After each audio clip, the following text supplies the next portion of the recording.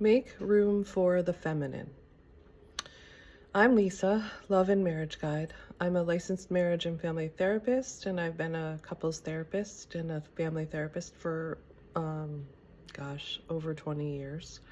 And I've been married for 24 years. So this has been coming up for me a lot lately, making room for the feminine. A lot of people have seen the Barbie movie, and I saw the Barbie movie. I did a little video about that. There was a part that I didn't like in the Barbie movie, but actually most of it was really good. And I think what I really liked about it was that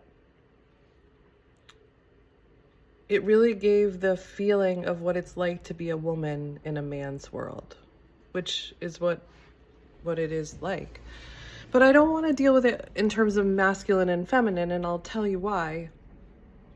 Because I was raised in a household where the masculine was found in my mother, or masculine qualities were more of what came from my mother, and the feminine qualities were more of what came from my father.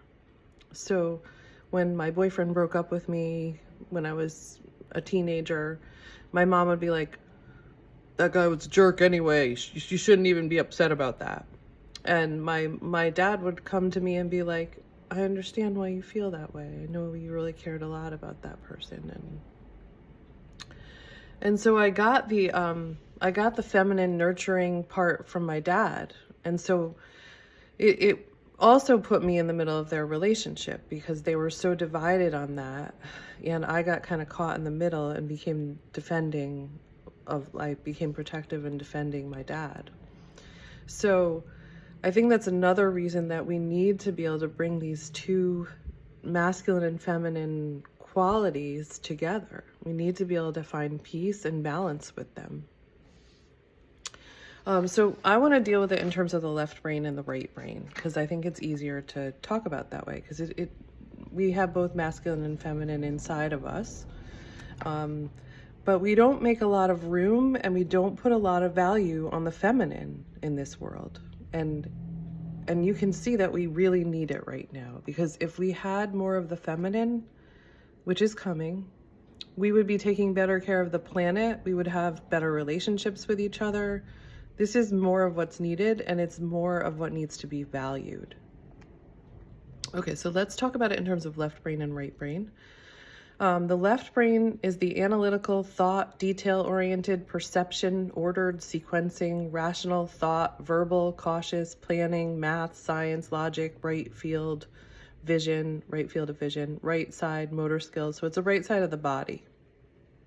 Okay, so that's really what we value. And I'm talking about the US culture, but I think this is predominant in a lot of places, but that's really what we value and what we put money on, what we say is important.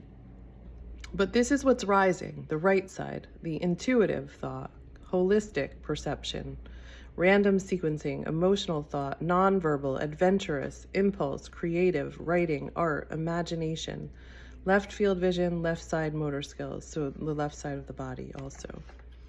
And according to Jung, the right brain should be the master and the left brain should be the emissary. So,